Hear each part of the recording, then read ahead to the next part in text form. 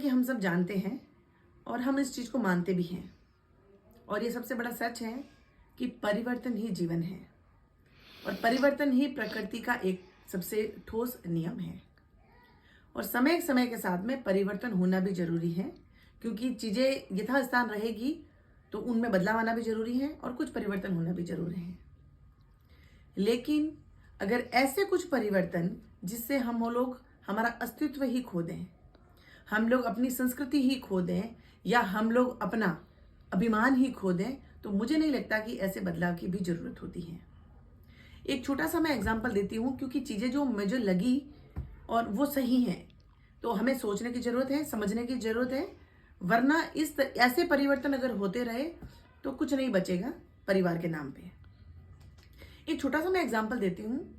हर व्यक्ति ने पौराणिक चीजें देखी होगी, बहुत सी पुरानी चीजें हम देखते हैं, समझते हैं और आज भी मौजूद है हमारे आसपास में कहीं पे, जो पुरानी चीजों से जोड़ता है हमें और हम देखते हैं। उसमें से मैं सिर्फ एक की बात करती हूँ। पहले कुछ जैसे कि परिवार जो होते थे, घराने होते थे, खानदान होते थे, उसके अंदर किसी व्यक्ति के अगर मान लो 3 बच्चे हैं, 4 बच्चे हैं, 5 बच्चे हैं या 2 बच्चे हैं, बाहर एक बड़ा दरवाजा होता था, उसके अंदर बच्चों के लिए, यानी 4 बच्चे हैं तो उन बच्चों के लिए फैमिलियां रहती थी फैमिली, लेकिन बाहर जाने के लिए और उस घर में एंटर होने के लिए दरवाजा बड़ा, जिसको दरवाजा कहते थे, दरवाजा होता था। क्योंकि अंदर चाहे आप सेपरेट हैं, लेकिन अगर आप बाहर जा रहे हैं तो आप उसी एक, आपका एग्जिट एक ही होता था, और अगर आप उस परिवार के अंदर एंटर हो रहे हैं तो रास्ता एक ही होता था, उसका कोई दूसरा रास्ता नहीं होता था। दूसरी बात ये होती थी कि शादी, यानी एक परिवार है, एक पति पत्नी है, उसका वो खानदान है, उनके 3-4 बच्चे हैं जो अंदर रहते हैं, शादी हो गई है, उनका परिवार है, वो कमा रहे हैं, खा रहे हैं, सब अंदर अलग अलग हैं। लेकिन अगर जाएंगे तो वो एक रास्ते से, जिसको राजस्थान में पौल भी कहा जाता है और जिसको बड़ा दरवाजा कहते थे। बच्चों की शादी होने के बाद में जो घर का बुजुर्ग है, वो जो बड़ा दरवाजा है, उसके अंदर एक बैठने की जो होती थी, बैठने की व्यवस्था होती थी, वहां पे वो वहां पे बैठता था। घर का कोई भी सदस्य अगर बाहर जा रहा है तो उसको पता होता था कि कौन बाहर गया है और कौन अंदर आया है, ये सब उनको पता होती थी। यानी हर चीज उनको बताने की जरूरत नहीं होती थी, क्योंकि उनसे ही वो चीज गुजरती थी। तो कोई भी छोटी से छोटी बात और घर की बड़ी से बड़ी बात बुजुर्ग से नहीं छुपती थी, क्योंकि एग्जिट एंट्री वहीं से होती थी। और वो व्यक्ति किस हाल में अंदर आ रहा है, किस हाल में बाहर जा रहा है, वो हंसता हुआ अंदर आ रहा है घर के अंदर या हंसता हुआ बाहर जा रहा है या कोई रो रहा है, वो उनको सब कुछ पता होता था, जिससे परिवार के अंदर छोटी से छोटी समस्या या बड़ी से बड़ी समस्या उनसे छुपती नहीं थी। लेकिन आज के परिवारों ने क्या कर रहा है, बच्चों की शादी हुई, प्राइवेसी के नाम पे उनको अलग घर दे दिए, अलग, उनकी प्राइवेसी बिल्कुल उनके अलग है। वो कब आ रहे हैं, कब जा रहे हैं, उनके घर में कौन आ रहा है, कौन जा रहा है, कहाँ जा रहा है, घर के बुजुर्ग को कुछ नहीं पता होता था।